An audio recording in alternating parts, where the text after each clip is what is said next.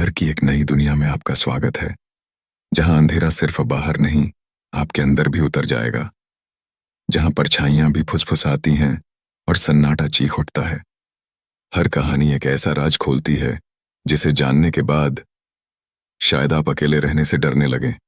यह है कहानी मंगल, जहां हर शब्द डर में डुबो देता है। तो तैयार हो जाइए, क्योंकि अब डर सिर्फ महसूस ही नहीं, जिया भी जाएगा। ये इंट्रो आपके चैनल की थीम के हिसाब से बनाई गई है। अगर आप इसमें कोई बदलाव या कुछ और जोड़ना चाहते हैं, तो बताइए। रात का दूसरा पहर था।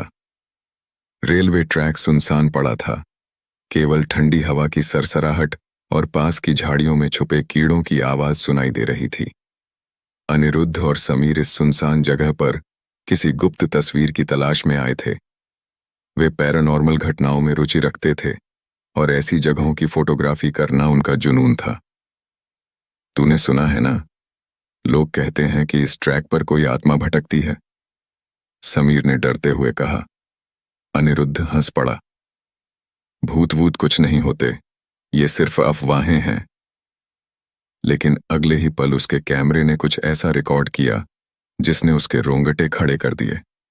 कैमरे की स्क्रीन पर एक छोटा बच्चा दिखा। वह रेलवे ट्रैक के पास बैठा था, गंदे और फटे कपड़ों में। उसकी पीठ झुकी हुई थी, जैसे वह किसी चीज को देख रहा हो।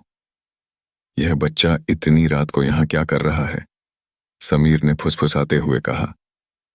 अनिरुद्ध ने कैमरे का झूम बढ़ाया और तभी वह लड़का धीरे धीरे अपना चेहरा ऊपर उठाने लगा, और जब उसका चेहरा पूरा दिखाई दिया तो उनके शरीर में खून जम गया। उसकी आंखें नहीं थीं। जहां आंखें होनी चाहिए थीं, वहां सिर्फ काले गड्ढे थे, जिनमें भयानक अंधेरा था।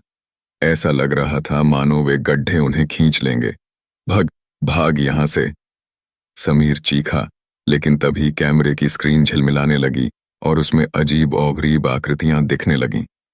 अनिरुद्ध ने घबराकर कैमरा नीचे किया और सामने देखा, लेकिन अब वहां कोई नहीं था। दोनों ने भागकर अपनी बाइक स्टार्ट की और गांव की ओर चल दिए। लेकिन रास्ते में समीर को अजीब महसूस होने लगा। उसे लग रहा था कि कोई उनके पीछे पीछे चल रहा है। रुक, रुक यार, समीर ने कांपती आवाज में कहा। क्या हुआ? अनिरुद्ध ने बाइक रोकी। समीर ने कांपते हुए पीछे देखा। कोई नहीं था, लेकिन हवा में एक अजीब सी घुटन महसूस हो रही थी। चलो जल्दी निकलते हैं। दोनों तेजी से अपने घरों की ओर बढ़ गए, लेकिन वे नहीं जानते थे कि कुछ उनके साथ ही आ गया था। रात के 3 बज रहे थे। अनिरुद्ध अपने कमरे में बैठा कैमरे की तस्वीरें चेक कर रहा था, लेकिन जब उसने उस बच्चे की तस्वीर को झूम किया तो उसकी सांसें थम गईं।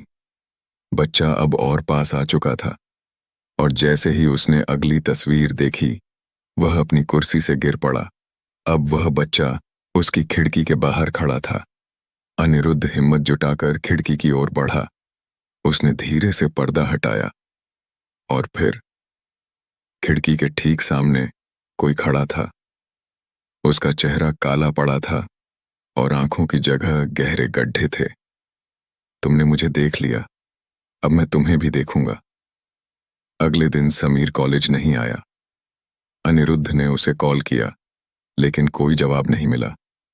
फिर दोपहर को खबर आई कि समीर अपने घर में मृत पाया गया। उसका शरीर पूरी तरह अकड़ा हुआ था। उसकी आंखें डर से बाहर निकली हुई थीं, और सबसे खौफनाक बात, उसकी आंखें गायब थीं। वह लड़का चिंडर का जिसकी आंखें नहीं हैं। अंतभाग। समीर की मौत ने पूरे गांव को हिलाकर रख दिया। कोई नहीं समझ पा रहा था कि उसकी आंखें कैसे गायब हो गईं। पुलिस इसे किसी जानवर का हमला बता रही थी, लेकिन अनिरुद्ध जानता था कि सच कुछ और ही था। समीर के अंतिम संस्कार के बाद अनिरुद्ध पूरी रात सो नहीं पाया।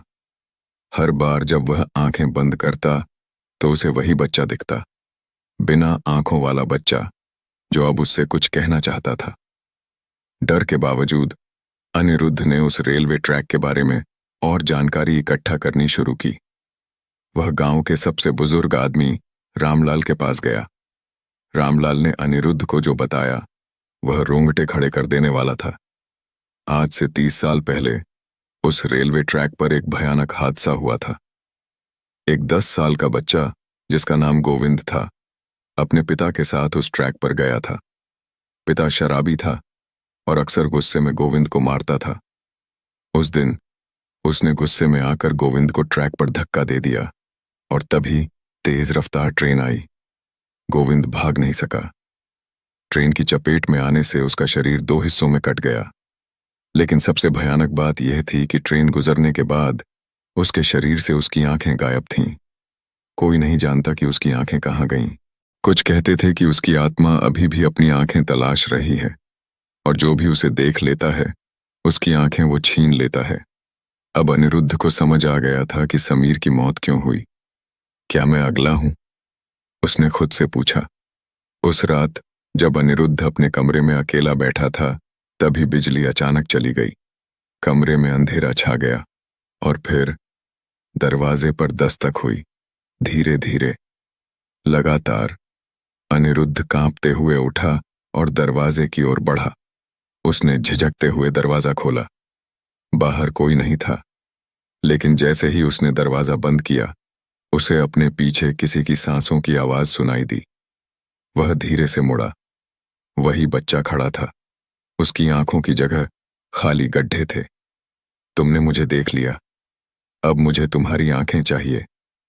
बच्चा धीरे धीरे उसकी ओर बढ़ने लगा। अनिरुद्ध की चीख गूंज उठी। अगली सुबह अनिरुद्ध अपने बिस्तर पर बेसुध मिला। उसके चेहरे पर गहरा डर जमी हुई थी और सबसे भयानक बात, उसकी आंखें गायब थीं। लोग इसे एक रहस्यमयी मौत मानकर भूल गए, लेकिन रेलवे ट्रैक के पास अब भी लोग किसी की धीमी हंसी सुनते हैं और कभी-कभी अगर कोई वहां अकेला जाता है तो वह लड़का फिर से दिखता है, बिना आंखों वाला लड़का। यह कहानी सिर्फ एक डरावनी घटना नहीं थी, बल्कि यह बताती है कि कुछ रहस्य कभी नहीं मरते। कुछ आत्माएं तब तक चैन नहीं पाती जब तक उनका दर्द कोई और न झेले। तो अगली बार जब आप अंधेरे में अकेले हों, ध्यान रखना, कहीं कोई आपको देख तो नहीं रहा।